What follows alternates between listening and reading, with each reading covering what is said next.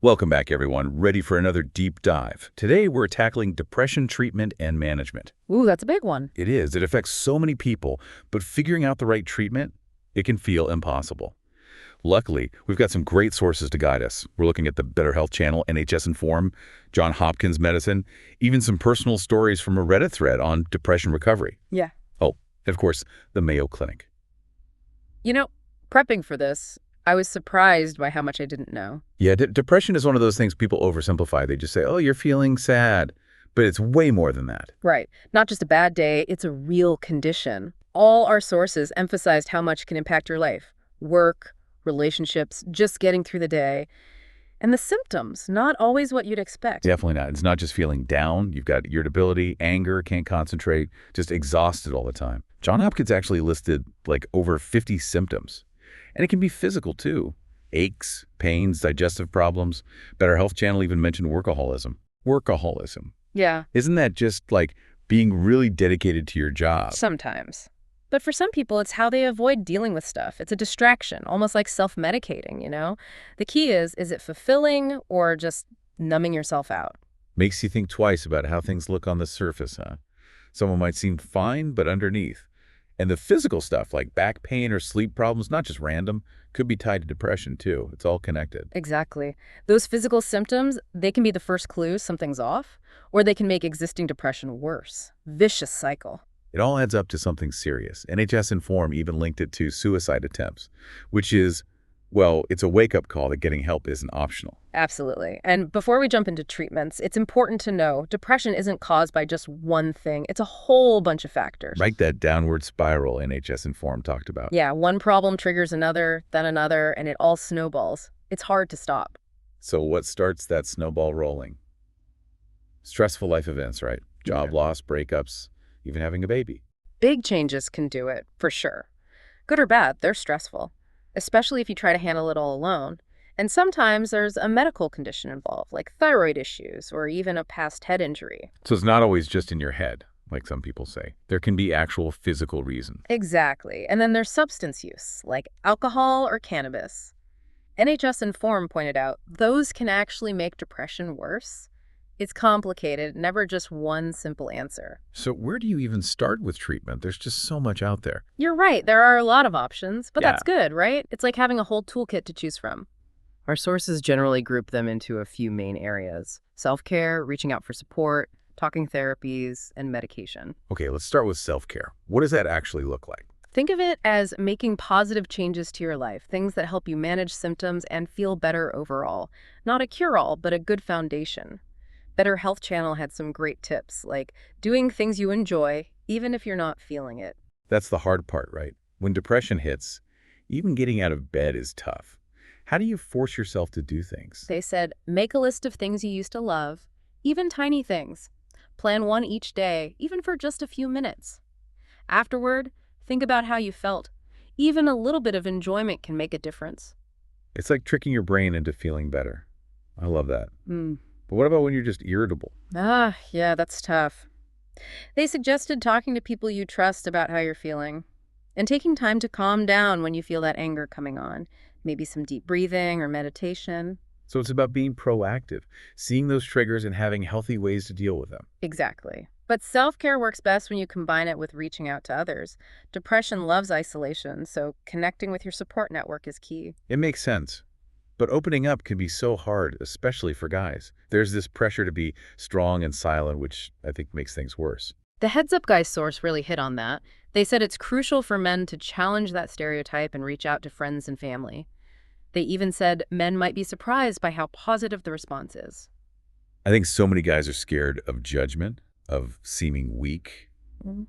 but asking for help, that takes real strength. Absolutely. And reaching out also means getting professional help. Heads Up Guys recommended starting with your family doctor. They can assess your symptoms, rule out other medical stuff, and get you connected to the right resources. Like having a guide through the system. Okay, what about talking therapies? They're often mentioned as being really effective. They are. Basically, you work with a mental health professional to understand and change those negative thoughts and behaviors that feed into depression. It's like shining a light on those dark corners and learning to reframe things. NHS Inform mentioned a few different types, like CBT, interpersonal therapy, and counseling. Do they all work the same way? Not exactly. Each focuses on different aspects.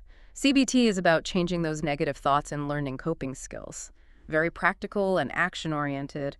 Interpersonal therapy looks at how your relationships impact your mood, helps you improve those interactions. Then there's counseling, a more general supportive space to explore your feelings. That's helpful. Sounds like there's an option for everyone, depending on what they need. And I remember NHS Inform mentioning something called computerized CBT or CCBT. Yes, it's basically CBT delivered through an online program or app. A great option if traditional therapy feels intimidating or if it's hard to find in-person services. Makes sense. It can feel less scary to start online. But finding the right therapist and the right type of therapy, that can take time. You got it. It's a journey, not a quick fix. It's about finding a therapist you connect with, who gets your needs and uses an approach that works for you. Speaking of journeys, the Mayo Clinic talked about medication as a treatment option. Right. Antidepressants are pretty common for moderate to severe depression. They can be incredibly helpful, but it's important to understand how they work and what to expect. I think there's a lot of misinformation about antidepressants. Yeah. Some people think they'll just make you happy all the time or change who you are, but it's not really like that, is it? Not at all. What the sources explained is that they work by adjusting the balance of chemicals in your brain to help regulate your mood. They don't change who you are or make you happy 24/7. They just help you manage those lows and get some stability back. So they're not all the same. Nope, there are a few different types, each working slightly differently. NHS Inform mentioned SSRIs, TCAs, and SNRIs. They all target different neurotransmitters, those chemical messengers in the brain that affect mood. Neurotransmitters. Can you break that down for those of us who aren't doctors? Sure, think of them like tiny messengers carrying signals between brain cells. When those messages get disrupted, it can mess with your mood. SSRIs, or selective serotonin reuptake inhibitors, are the most common, usually with fewer side effects. They increase serotonin levels. TCAs, or tricyclic antidepressants, have been around longer but can have more side effects. And then SNRIs, serotonin norepinephrine reuptake inhibitors, target both serotonin and norepinephrine, both involved in mood. So different types for different needs. Sounds like finding the right medication and dosage is a bit of trial and error, kind of like with therapy. You got it. Patience and open communication with your doctor are key. They might start you on a low dose and slowly increase it, or try different meds until they find what works best for you with side effects you can handle. And, important note, never stop antidepressants suddenly without talking to your doctor. Got to do it gradually to avoid withdrawal symptoms. Makes sense. Better Health Channel also mentioned St. John's wort as an alternative treatment, but they warned against using it, especially if you're on other meds. Yeah, St. John's wort can interact with a lot of medications, even antidepressants, and can make them less effective. Always talk to your doctor before trying anything alternative, just to be safe. So we've covered self-care, reaching out, therapy, meds. What about when someone's depression is really severe and hasn't responded to those more standard approaches, That's when a psychiatrist might suggest some more intensive treatments. like electroconvulsive therapy or ECT? I've seen it called shock therapy, which sounds intense. It does have a bit of a scary reputation, but it's actually really safe and effective for severe depression when nothing else has worked. NHS Inform explained that during ECT, you're under anesthesia and have muscle relaxants before controlled electrical current goes through your brain, triggering a short seizure. Not like those dramatic movie scenes then. Nope, not at all. It's controlled and painless. Yeah. The idea is that it changes brain chemistry to quickly improve mood. It can be especially helpful for people who are suicidal or haven't responded to medication. That's reassuring. So it's not the first choice, but it can be a lifesaver in some cases. Exactly. The sources also mention lithium as something they sometimes use alongside other medications when those haven't been fully effective. I know lithium's often used for bipolar disorder. How does it work for depression? Lithium's a mood stabilizer, helps even out the highs and lows in bipolar. But it can also help some people with severe depression who haven't responded to other treatments. Interesting. So another tool in the toolbox. But it's important to remember that lithium needs regular blood tests to make sure the levels are safe, right? Absolutely. Safety first. There are also some newer treatments that are less invasive, like repetitive transcranial magnetic stimulation, or RTMS. I've heard of that. It sounds kind of futuristic. It does, doesn't it? The Mayo Clinic explained that RTMS uses magnetic pulses to stimulate brain areas involved in mood. It's usually done over several weeks and can be a good alternative for people who haven't had success with meds or can't handle the side effects. Oh, so it's more targeted without the full body effects of medication. Exactly. And then there's vagus nerve stimulation, or VNS. That one's new to me. What's that all about? VNS involves a small device implanted in your chest that sends electrical signals to the vagus nerve, which plays a role in mood. It's a bit more invasive, but can provide long-term relief for people with depression that hasn't responded to other treatments. Wow, so many options, from self-care and therapy to medication and these more advanced treatments. But let's be real, recovery isn't always a smooth ride. You're right. The sources are very clear about that. Recovering from depression is a process, not an event. It has its ups and downs, setbacks, and moments of doubt. Easy to get discouraged when you don't see results right away, especially when you're feeling so low. Absolutely.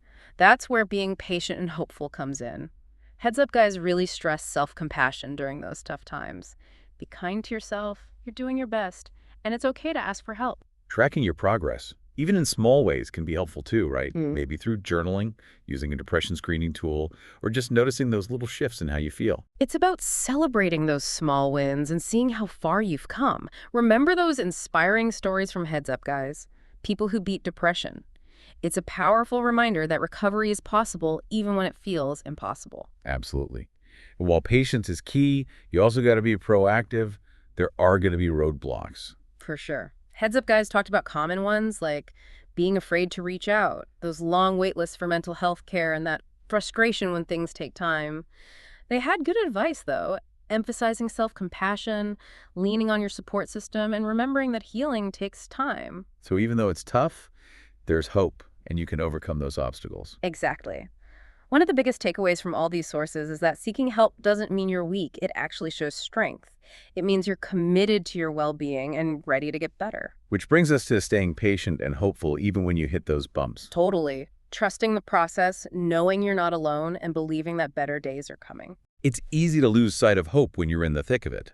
But you're right, it's always there even when it feels hidden. And that's where your support system comes in. Those people you can lean on when you're feeling overwhelmed or discouraged, they can help you hold on to that hope. Heads Up guys also talked about building healthy habits to support recovery, like managing stress, sleep, and exercise. All crucial. They're not just good for your body, they have a huge impact on your mental and emotional well-being, too. It's like building a strong foundation for your mind and body to heal and thrive. And what about diet? You're so right. I was surprised how many sources mentioned the link between gut health and mental health. It makes sense, though. Our gut microbiome plays a big role in our overall health, even brain function and mood. So eating a balanced diet that's good for your gut can actually help your mental health. It's like another piece of the puzzle. Exactly. Creating a healthy environment for your brain to function at its best.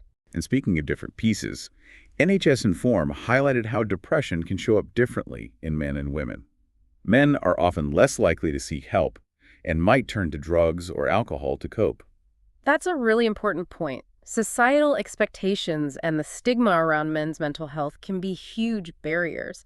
It's like they're taught to bottle up their emotions, which can lead to unhealthy coping mechanisms. So many guys feel like they have to be the strong, silent type, that showing vulnerability is weak. But admitting you're struggling and asking for help, that's one of the bravest things you can do. I totally agree. We need to challenge those outdated ideas about masculinity and create spaces where men feel safe and supported to express their emotions and ask for help when they need it. And it's not just about the person struggling with depression. It affects their loved ones too. NHS Inform talked about how important it is for partners, family, and friends to have their own support systems. Absolutely. Being a caregiver for someone with depression is tough. Having your own outlet to process emotions and get support is essential. Depression doesn't exist in a vacuum. It affects everyone around the person struggling. Which brings us to that Reddit thread. It was so raw and honest. People sharing their experiences with depression. Yeah, it was amazing to see the different perspectives and how people found different paths to recovery. Some went the traditional route with therapy and meds, while others explored things like meditation, mindfulness, even psychedelics. It really shows there's no one-size-fits-all solution. Yeah, What works for one person might not work for another. exactly. It's about finding what clicks with you and building a recovery plan that feels right and sustainable. But despite the different journeys, there was a common thread of hope. Hearing from people who've been there and come out the other side is so powerful. It's like a beacon showing you that you're not alone and you can find your way out of the darkness too. One thing that stuck with me from those Reddit stories was the idea that recovery isn't always about getting rid of depression completely. It's more about learning to manage it, ride the waves, and live a good life despite it. That's a great way to put it. Depression might always be a part of your story, but it doesn't have to define you. It's about finding ways to cope, build resilience, and create a life that brings you joy and meaning, even through those rough patches. That's a powerful message. So to anyone out there struggling with depression, remember, you're not alone. There is help, and recovery is possible. And if you're supporting someone with depression, know that you're invaluable. There are resources out there to help you too. And never forget, asking for help isn't weak, it's strong. It's a step towards taking control of your mental health and building a brighter future. Couldn't have said it better myself. And I think that's a great place to pause for now. We'll have to think about. Definitely. In part two, we'll be looking at how depression impacts work, relationships, and even your sense of self. We'll also talk about practical strategies for navigating those challenges and building resilience. So stay tuned, we'll be back soon. Welcome back. So we've talked about symptoms, causes, treatments, but I think it's important to really dig into how depression affects your everyday life, like at work, for example. It's not just about feeling down. It can seriously mess with your focus, how productive you are, even your relationships with colleagues. Yeah, you're right. NHS Inform really highlighted that. Like, when you're dealing with depression, concentrating, making decisions, even just getting out of bed, it's tough. And that definitely spills over into your work. It's like a domino effect, right? You struggle at work, stress and anxiety go up, which then makes the depression even worse. Exactly. It's that downward spiral we talked about, and it can be really hard to escape. But the good news is there are things you can do. For example, did you know there are actually legal protections for people with depression in the workplace? Really? I had no idea. What kind of protection? Well, NHS Inform specifically mentioned the Equality Act. Basically, it says employers have to make reasonable adjustments for employees with disabilities, and that includes mental health conditions like depression. So what does that actually look like? It means you have the right to ask for adjustments to your work environment or your schedule, things that can help you manage your symptoms and do your job better. That's amazing. So what kinds of adjustments are we talking about? It really depends on what you need and what kind of work you do. But some common ones are things like flexible hours, maybe a smaller workload for a bit, or even taking a temporary leave of absence if you need to. So it's all about being proactive, advocating for yourself. Exactly. Open communication with your employer is key. It's about working together to create a work environment that's actually supportive and accommodating. What about people who are struggling financially because of depression? That's a really good point. And NHS Inform did mention that there are some benefits you might be eligible for. Things like attendance allowance, carer's allowance, and employment and support allowance. They can provide some financial help when things are tough. Good to know. It's a reminder that you're not alone and that there's support out there. Definitely. And speaking of support, we have to talk about how depression affects relationships. It's not just about the person with depression. It impacts everyone around them, partners, family, friends, even colleagues. Yeah, I can imagine it puts a strain on relationships. When you're not yourself, it can be hard for people to understand what's going on or how to help. Exactly. And NHS Inform talked about the specific challenges men face when it comes to opening up about their mental health. They're often less likely to talk about it and more likely to just try to tough it out, which honestly can create distance and tension in relationships. I know I've struggled with that. It's like there's this idea that men have to be strong and stoic all the time, that admitting you're struggling is weak, but that's just not true. You're so right. And Heads Up Guys really encouraged men to challenge that stereotype, to reach out to their friends and family. They might be surprised by how much support they get. Yeah, I think a lot of guys are afraid of being judged or burdening the people they care about, but honestly, most people want to help. They just might not know how. Exactly. And sometimes the best way to help is just to listen without judgment. NHS Inform had some really good advice for people who are supporting someone with depression. They talked about being patient, understanding, and having open communication. It's about creating a space where your loved one can share how they're feeling without feeling pressured to fix everything. Exactly. You can't fix someone's depression, but you can be there for them, offer your support and encouragement as they go through their own process. Sometimes that support might mean encouraging them to seek professional help, or it might just mean being there to listen and let them know they're not alone. Right. It's about respecting their journey and remembering that healing takes time. When we were looking at that Reddit thread, so many people talked about feeling isolated and misunderstood by their loved ones. It was heartbreaking to read. It is. It really shows how important it is to educate ourselves about depression, learning about the signs and symptoms, and most importantly, learning how to communicate and offer support. It's about bridging that gap, understanding each other better, and building stronger relationships that can get through tough times. You got it. And sometimes that might even mean seeking professional help together, like couples therapy or family therapy. It can be a neutral space to work through those difficult conversations and learn to communicate better. It's a reminder that you're in it together, and asking for help is a sign of strength, not weakness. And it's not just relationships with others that are impacted. Depression can really mess with your relationship with yourself.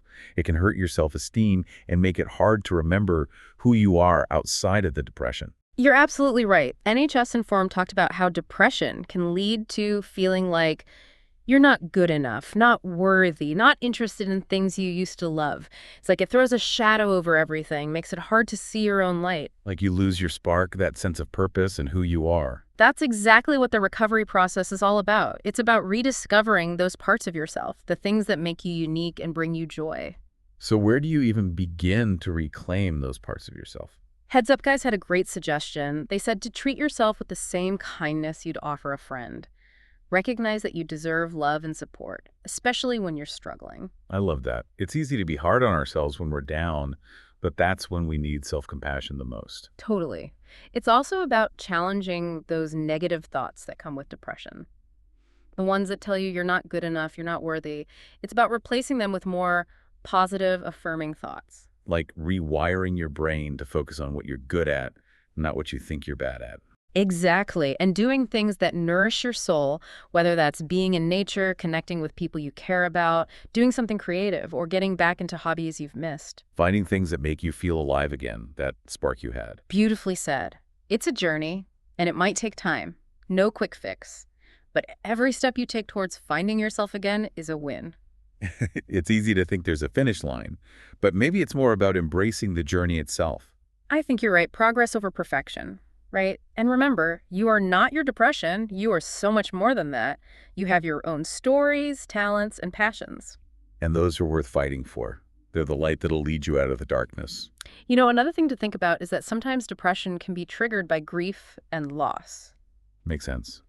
NHS Inform talked about how losing someone you love can be incredibly painful, and those feelings of sadness and loss can be overwhelming and last a long time. Right. And while grieving is natural and healthy, sometimes it can be so intense and go on for so long that it crosses over into depression. So how can you tell the difference between just grieving and actual depression? That's where it gets tricky. There's definitely some overlap in the symptoms. But with depression, those feelings of sadness, hopelessness, and loss of interest in things are usually more constant and intense. They start to affect your everyday life. So if someone's grief is really intense and doesn't seem to be easing up, even after a while, it could be a sign that it's turned into depression. Exactly. And it's really important to reach out for professional help in those situations. A therapist who specializes in grief and loss can be incredibly helpful. It's about having a safe place to work through those emotions and learn how to cope. Absolutely. And don't underestimate the power of support from other people. Connecting with loved ones, joining a support group, even just talking to someone who's been through something similar can make a huge difference. It's a reminder that you're not alone, that other people have walked this path before you and found their way through. You know, we also need to talk about suicide. It's a tough topic, but important. Definitely a topic that needs attention, but we have to be sensitive and compassionate. Absolutely. NHS Inform mentioned some warning signs to look out for. Things like talking about death or suicide, getting things in order, like making a will, giving away possessions, or even a sudden mood lift after being really depressed. I've heard about that last one. It's like they've made a decision and there's this calm that comes over them, but it's a really dangerous sign. Exactly. It's crucial to remember if someone talks about suicide or shows any of these signs, take it seriously and get help right away. Don't hesitate to call a crisis hotline. a mental health professional, or 911. You could literally save a life by getting them the help they need. And it's so important to remember that recovering from suicidal thoughts is possible. With the right support, treatment, and taking care of themselves, people can heal and find hope and purpose again. And if you've lost someone to suicide, you're not alone. There are resources and support groups out there to help you cope with the grief and trauma. It's a tough road, but healing is possible. And sometimes that healing comes from sharing our stories, connecting with people who understand, and breaking the silence around mental health. It's about building a culture of compassion and support where people feel safe to reach out for help. It's about realizing we're all in this together. We all have our own struggles, our own wins, and our own ways of healing. And by sharing our stories, supporting each other, and fighting for better mental health care, we can create a world where everyone has a chance to thrive. We've covered a lot in this part, from how depression affects work and relationships, to the importance of self-care and the tough topics of grief and suicide. We've looked at personal stories, expert opinions, and practical ways to handle the challenges of depression. And throughout it all, the message is clear.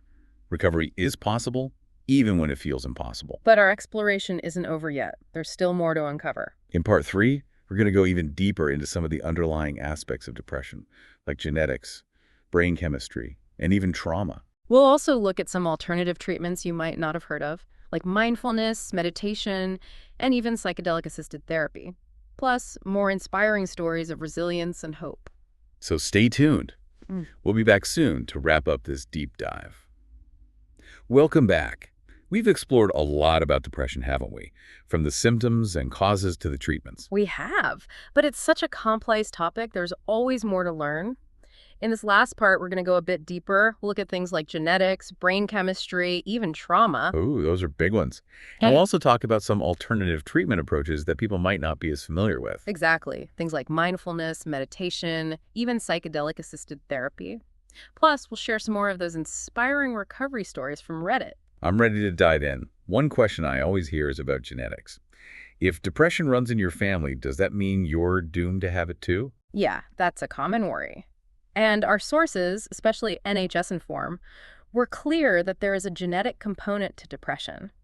If someone in your close family, like a parent or sibling, has had it, your chances of developing it do go up. So it's like you inherit a tendency towards depression. That's a good way to put it. Scientists think certain genes can affect how our brains handle things like mood, stress, and those all-important neurotransmitters. We talked about neurotransmitters before, those chemical messengers in the brain. How do they fit in here? Well, imagine those neurotransmitters as tiny little mail carriers zipping between brain cells with messages. They're crucial for mood, and when they get out of whack, especially serotonin, norepinephrine, and dopamine, that's strongly linked to depression. So if your genes affect how those neurotransmitters work, it makes sense that it could make you more susceptible to depression. Exactly. It's like inheriting a slightly different blueprint for your brain's chemistry. But here's the important part. Genes aren't everything. That's a relief to hear. So even with a family history of depression, it's not a guarantee you'll get it. Nope, not at all. Your environment, your lifestyle, the things you go through in life, they all play a huge role. It's that nature and nurture combo. Right, it all ties together. So it's not just about passively waiting to see what happens. You can actually do things to influence your mental health. Absolutely. Even with a genetic predisposition, you can make choices that reduce your risk and make you more resilient. Managing stress, learning healthy ways to cope, having a good support system, prioritizing your well-being, all those things matter. That's empowering. You're not just at the mercy of your genes. Yeah. And speaking of things you can do, I'm curious about those alternative treatments you mentioned earlier. Mindfulness and meditation seem to be really popular these days. They are. And there's a good reason for that. More and more research is showing that they can really improve your mood, reduce stress, and just make you feel better overall. Mindfulness is about being present in the moment without judging yourself. You notice your thoughts and feelings as they come up, but you don't get caught up in them. So it's like creating some distance between you and your thoughts instead of getting all tangled up in them. Exactly. And meditation is a practice that helps you develop that mindfulness. You focus your attention on something specific, like your breath, a word, or an image. There are so many different types of meditation out there. So it's not just about sitting there trying to have a blank mind, like some people think. Not necessarily. The point is to quiet those racing thoughts, ease stress, and find a sense of inner calm. And we saw this reflected in the Reddit thread, too. A lot of people said that mindfulness and meditation really helped them with their depression. They talked about how it helped them step back from those negative thought patterns, reduce their anxiety, and develop a more self-compassionate attitude. That's great to hear. It sounds like these practices can be really beneficial no matter how severe your depression is. What about that other approach you mentioned? Psychedelic-assisted therapy, that's a little more out there, isn't it? It is. It's pretty new, and there's definitely some debate about it. But the research is growing, and it suggests that certain psychedelics, like psilocybin, which is found in magic mushrooms, and MDMA, can actually help people who are struggling with depression, anxiety, and even PTSD. Wow, that's fascinating. How does that even work? The idea is that these substances, when used in a very controlled therapeutic setting, can help people access deeper parts of their consciousness. They can help process trauma, gain new insights into their emotions, and even create a sense of connection and transcendence that can be incredibly healing. It sounds almost spiritual. For some people, it can be. But it's super important to remember that psychedelic-assisted therapy isn't some quick fix or magic solution. It's a complex process that needs careful preparation, Yeah. guidance from trained therapists, and work to integrate those experiences afterward. So definitely not something to try on your own at home. Absolutely not. It's crucial to work with experienced professionals who can make sure it's done safely. And it's not right for everyone. People with certain mental health conditions, like psychosis, could have a higher risk of negative effects. That makes sense. It sounds like this type of therapy is still in its early stages, but the potential is really exciting. I think so too. It's about pushing the boundaries of what we know about the mind and finding new ways to help people heal. And speaking of healing, let's go back to those stories from the Reddit thread. They were so inspiring. They really were. Seeing how people overcame those incredible challenges and found their way back from such a dark place, it's a testament to the human spirit. One that really stuck with me was about someone who had dealt with depression for over 10 years. They said that with therapy, medication, and some big lifestyle changes, they were finally able to experience joy again. It was like they rediscovered who they truly were. I remember that one. It gave me chills. And there was another one about someone who found peace by connecting with nature. Being outdoors, soaking in the beauty of the world around them, appreciating the simple things. It helped them heal. It's a good reminder that sometimes the most powerful solutions are the simplest ones. And then there was that person who found healing through art. They started painting and discovered it was a way to express all those emotions they couldn't put into words. So many paths to healing. What works for one person might not work for another, but the takeaway is that recovery is possible. With the right support, treatment, and self-care, you can get there. And that's the message we want everyone to hear today. If you're struggling with depression, you are not alone. There are people who care, and there is help out there. You can reclaim your life and find that joy and meaning again. Don't be afraid to reach out. Talk to a therapist, talk to your doctor, find a support group. Keep exploring until you find what works for you. And be patient with yourself. Healing takes time. Celebrate those small victories and never give up hope. And if you're supporting someone with depression, know that what you're doing is so important. Be there to listen. Offer a shoulder to cry on and give them all the encouragement you can. Help them find the resources they need and be patient as they work through their journey. We can break the stigma surrounding mental health. We can build a world where people feel comfortable asking for help. It's about creating a world where everyone feels supported and understood. Thanks for joining us on this deep dive into depression treatment and management. We hope it's been helpful, empowering, and encouraging. Remember, there's always hope, and there's always help. Take care of yourselves and each other. Until next time, keep exploring.